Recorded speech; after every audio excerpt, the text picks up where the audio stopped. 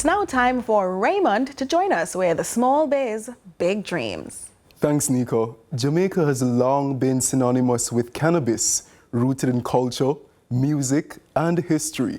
But for many, the plant still carries a heavy stigma. One entrepreneur is on a mission to change that narrative.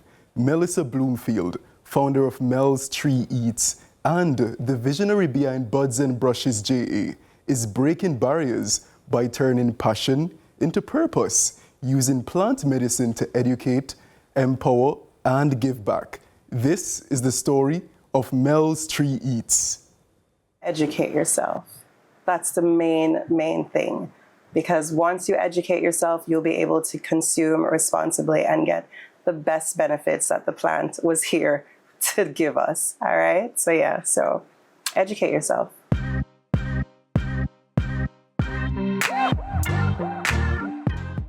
For generations, cannabis has been a part of the Jamaican identity, celebrated in songs, art, and spirituality.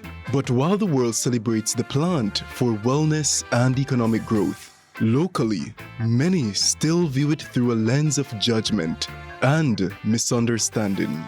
Melissa Bloomfield is changing that conversation with Mel Tree-Eats, a line of artisan cannabis-infused edibles crafted with intention and responsibility. Mel Tree-Eats is a edibles business here in Jamaica for the past 11 years, whipping up tasty treats, brownies, cookies, all different kinds of pastries. As far as responsible consumption, Mel Tree-Eats is only sold to 21 and older. It also comes with labels, with instructions, and I personally give every single person education before purchase. Bloomfield's advocacy goes beyond her kitchen. She created Buds and Brushes Jamaica, a vibrant experience fusing plant medicine, art, music, and wellness, where participants can express themselves creatively while exploring the positive impacts of cannabis. Me and my friend Karine Thomas, we used to make cassette tapes, and we said we were going to sell them in order to give back to charity.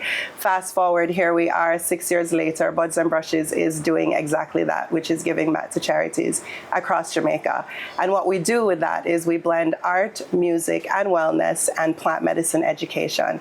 And we come together and we give back. And it's not just about self-expression. Proceeds from the event support charities that address mental health, community development, and youth empowerment. 876 Volunteer has been in our corner for the past 6 years, and they connect good hearts to good causes. So they have connected us to 10 charities across Jamaica over the past 6 years. So some of the charities that we have donated to is SOS Children's Village, which is the charity that we'll be giving back to on this leg of Buds and Brushes.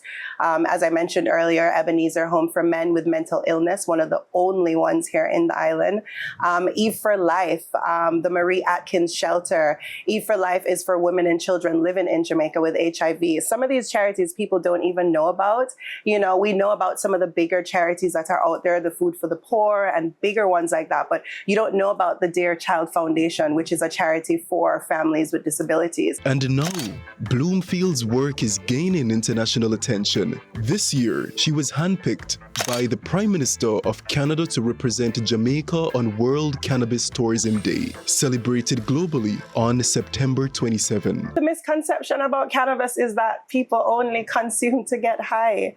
And that's really not what it is. And, you know, I'm here to just make sure that we all educate each other on the true benefits of cannabis, because when used correctly, it can have some really good health, you know, a health balance. So I educate people. Like, you know, the stigma is there, but I'm there to just continuously educate each and every person that, you know, I encounter. However, like with any other business, there are some challenges. There are some challenges that we face, you know, especially with, you know, the edible space, because it is the gray area. You know, so we look forward to the day that we can operate outside of that gray area, and edibles will be available in dispensaries. You know, there will be edibles cafes. As Jamaica grapples with the future of its cannabis industry, Melissa Bloomfield stands as a powerful reminder that this plant is more than a commodity. It's a bridge between culture, economy, and community. So hopefully in the next 5 years, we can see things be actually legal in the edible space. You know, the dispensaries will be able to carry products. I mean, there's a lot of people out there that would love to tap into that space in a more legal way, you know, so hopefully that will happen. I mean, I've been in the business now for 11 years, you know, so still waiting. So let's see what happens in this 5 year, you know, in this 5 years to come. And what to look forward to next from Mel Tree-Eats? The charity event, Buds and Brushes JA. The next stage in our Buds and Brushes is our 6-year anniversary, which will be Heroes Weekend, October 17th through the 20th, and it will be at Tingalea's Retreat, which is our location sponsor for this leg of Buds and Brushes. This is our second time going back to Negril, and it will be 3 nights. You know, we went from, as I said, a day to virtual to, you know, 2 days to now, 3 nights. And as I said, art, music, wellness, charity. From sweet treats to social change, Melissa Bloomfield is taking cannabis from taboo to tourism and putting Jamaica at the forefront of a global movement. I am Raymond Morrison, and this has been Small Biz, Big Dreams.